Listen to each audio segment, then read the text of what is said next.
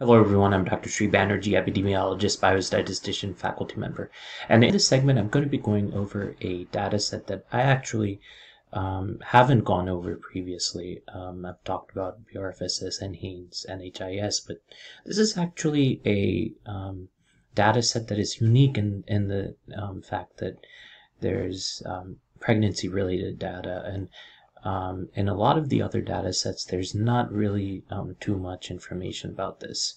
Let's go and get started. I'm just going to give you a brief overview about this, since if you are thinking about doing research, then you can actually delve deeper. But I'm going to give you the tools necessary to be able to do so. When I first try to get introduced to the data set and familiarize myself, I like to go to Google Scholar and pull up research articles.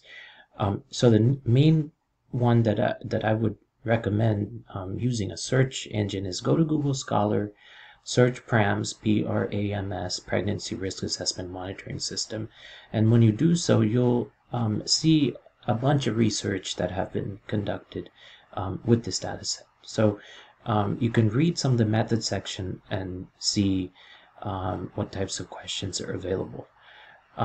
So after that, what you can do is start looking at the codebook. I'm going to give you some a brief overview about that. So let's scroll down here. Again, just look this up on Google and you'll find the information. Here's an overview what's available for multiple jurisdictions by downloading the data sets and the processes actually provided online. So in order to access the PRAMS data sets, what you would need to do is complete this form. And when you complete this, then they give you access to some of this, and then you're able to. This is all freely available. You don't have to pay for it, but just to see what the process is. If you're looking to use some of the code books, then you can look at the automated research file codebook in phases 6 and 7, because these are the most current. Let's kind of peruse through this and take a look at what's available.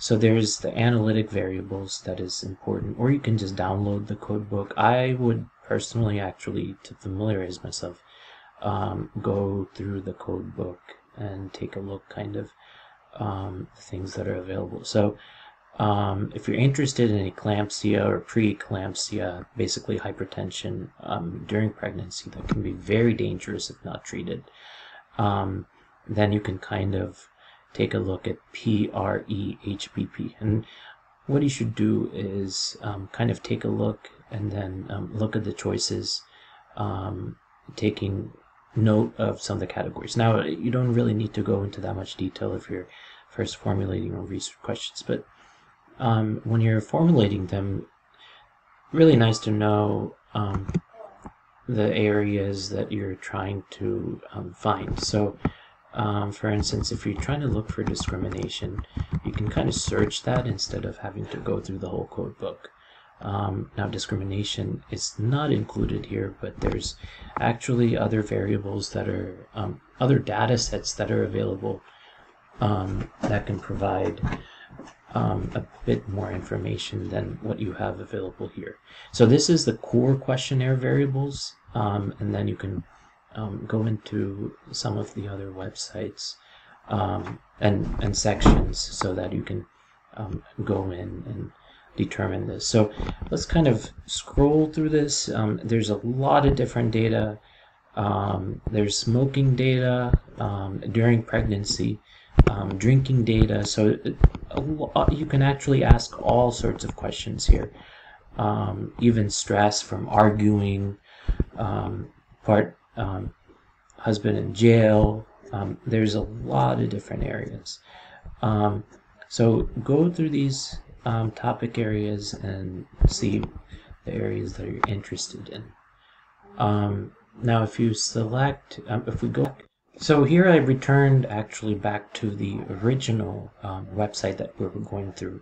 Remember, that was the PRAMS ARF.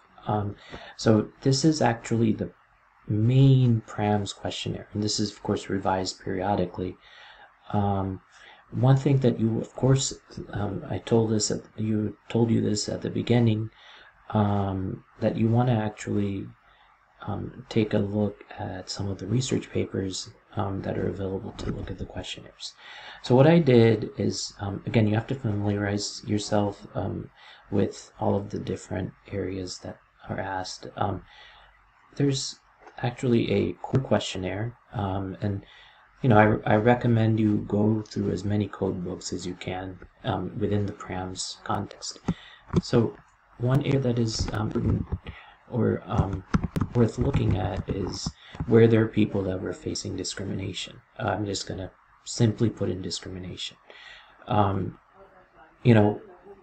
One way that you can, of course, do this is take a look at each and every single question. And you can do that. I mean, I think that's a great exercise. But then when you know them, take a look at the code. So I'm going to just put in discrimination.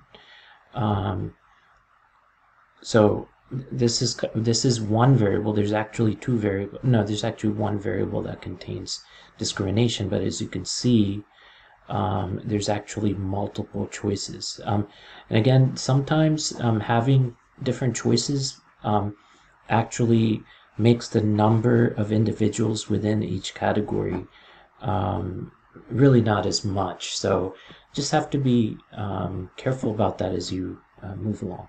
So this is showing you all sorts of discrimination. And then if you want to know about the connection with hypertension, then you download the data, of course the same data, and as you can see, did you have any of the following health conditions? And high blood pressure is something that is a choice here.